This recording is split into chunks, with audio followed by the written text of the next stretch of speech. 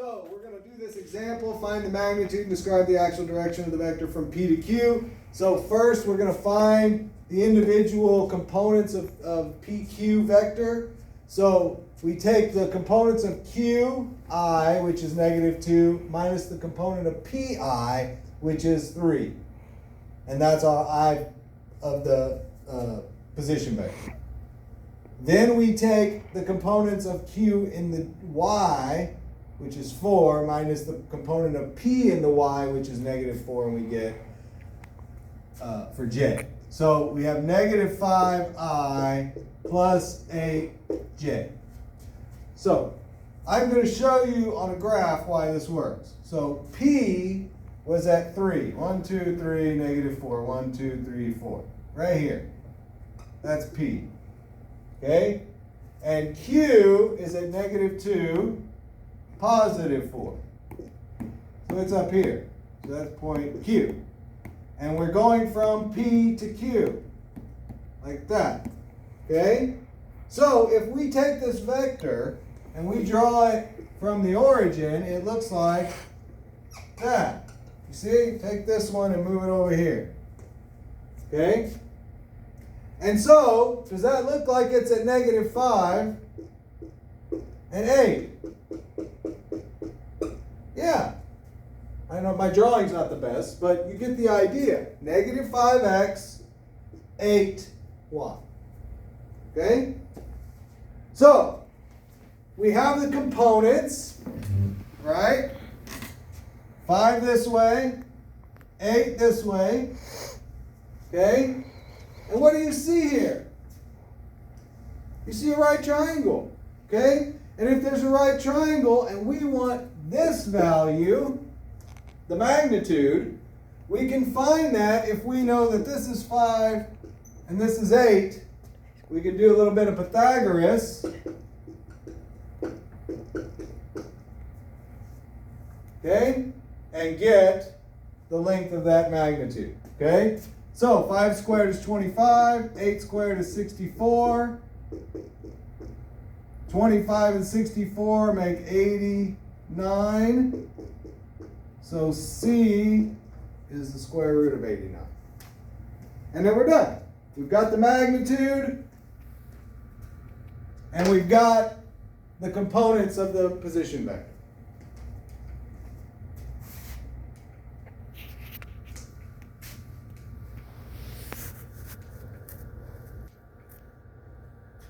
Pointed at the computer.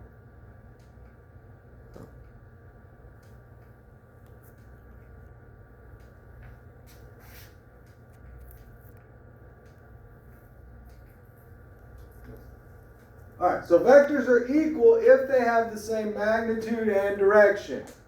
Location doesn't matter when determining if a vector is equal. To show that two vectors are equal, show that their magnitudes are the same and that they travel in the exact same direction.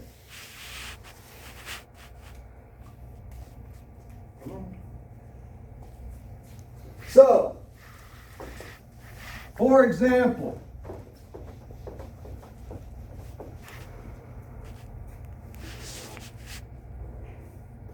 if this vector right here goes from the origin to here, the point 3, 4, and then you have a vector from -8 to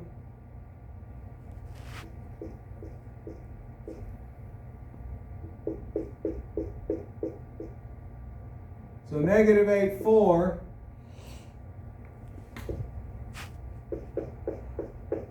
And it goes up to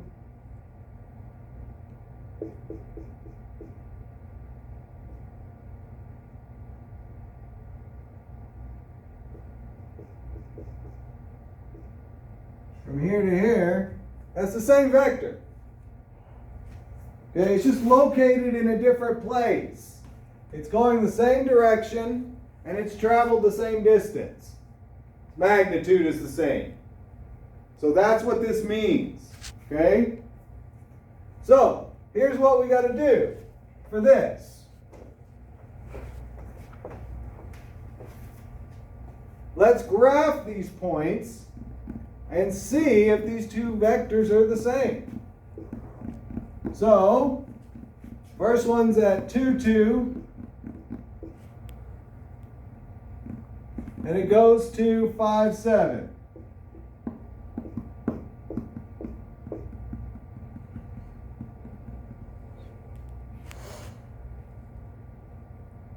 So 2, 2, 5, 7. So how far did it travel? Well, it traveled 3 this way. And then it traveled 5 this way. Okay? So now let's do the next one. It's at 4, 3, 4.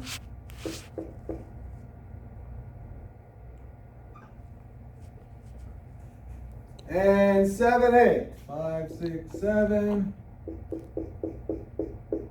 8.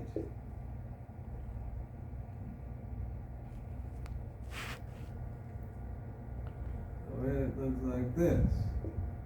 Okay? So how far do we go? 1, 2, 3.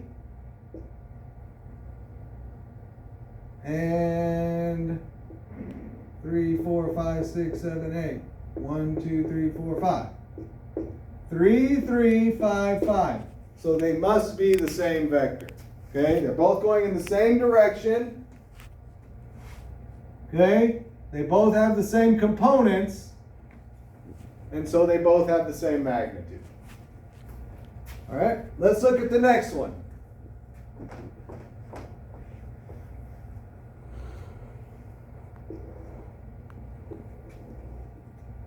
We have A at 3, 1.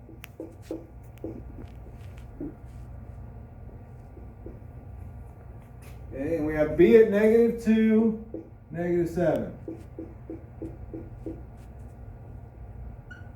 So it goes like this. All right, so we still get this little right triangle. And we went 1, 2, 3, 4, 5. And 1, 2, 3, 4, 5, 6, 7, 8. Okay. All right, and this one's at 1, -4. So this is point R. Okay. And 6, 4. 3, 4, 5, 6. 1, 2, 3, 4. Well, it's going in the opposite direction. So if it goes in the opposite direction, it can't be the same vector. Okay? So that's why not. Any vector can be resized by multiplying it by a real number. Okay, so anytime we take a vector, okay, like vector v, okay, and we multiply it by some number out front, this number is called a scalar. Okay, it's just a number. Multiplying by positive scalars changes the magnitude only. So if you have a vector like this, and its magnitude is 2, and then I multiply it by 2, I've now changed the magnitude of the vector to 2 of them. Okay? Multiplying by a negative scalar changes the magnitude and the direction. So, if I have this same 2, so I say this is v, vector v. And I multiply v by -2 now. Instead of this, I go this way, 1, 2. So my new vector is this whole thing for -2v. Okay, multiplying by scalars really isn't that big of a deal. Pretty simple to do. All right. So let's do this one. If u, vector u, is 3, 5, So in other words, u is 3i plus 5j. Then all I got to do to find 4u is multiply both those by 4. So 4u is 4 times 3i plus 5 times, 4 times 5j. So 4u is 12i plus 20j. Okay. Simple to do.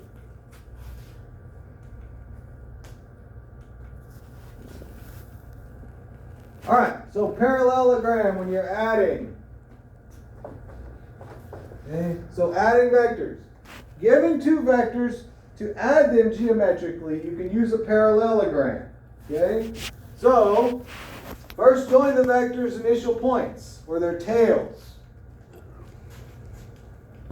Second, create two more vectors that are equal to the original vector.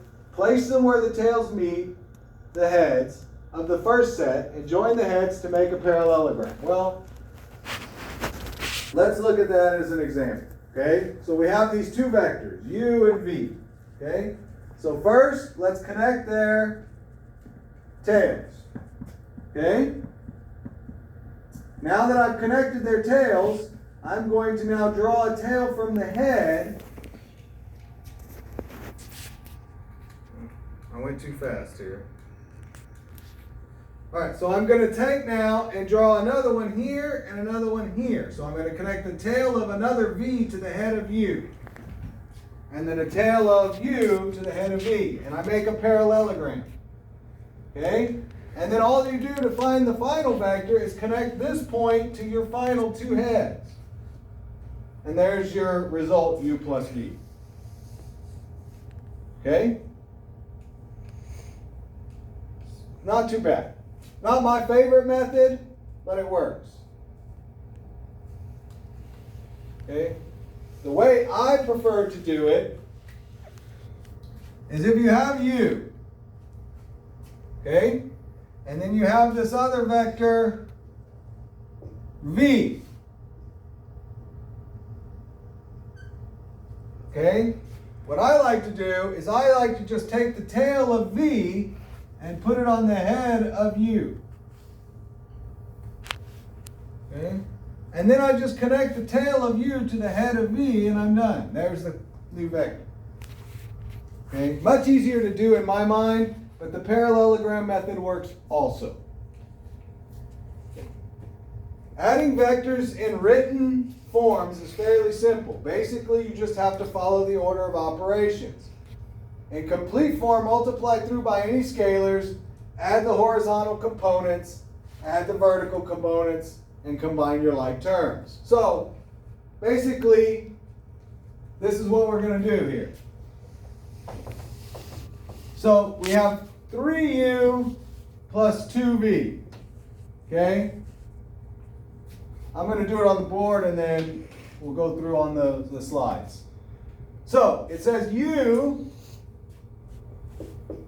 is 3, 5. And then it says v is 2, -4. All right? So, first, let's get the scalars out of the way. So, 3u would be 3 times 3 is 9, and 3 times 5 is 15. Okay? And 2v would be 2 times 2 is 4, and 2 times -4 is -8. Okay? So we've done this, we've gotten rid of these scalars right here. Okay? So now that we've gotten rid of the scalars, all we have to do is add them up. So if you have 9 and 4, you get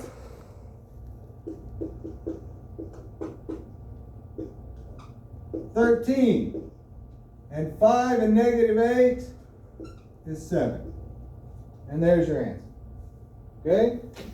So simple to do, but you gotta follow the process, get your scalars, and then you're done. Okay? So let's look at another one.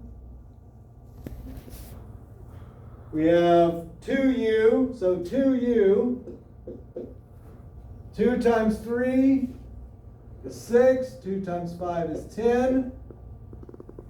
Okay, minus v, well v's already given, it's 2 negative 4. So now if we subtract these, 6 minus 2 is 4, 10 minus negative 4 is 14. 2u minus v. Done. Are you recording?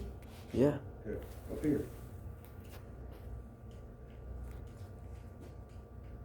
4 and 14. Okay? So, not too bad. Alright? And that's it. Okay?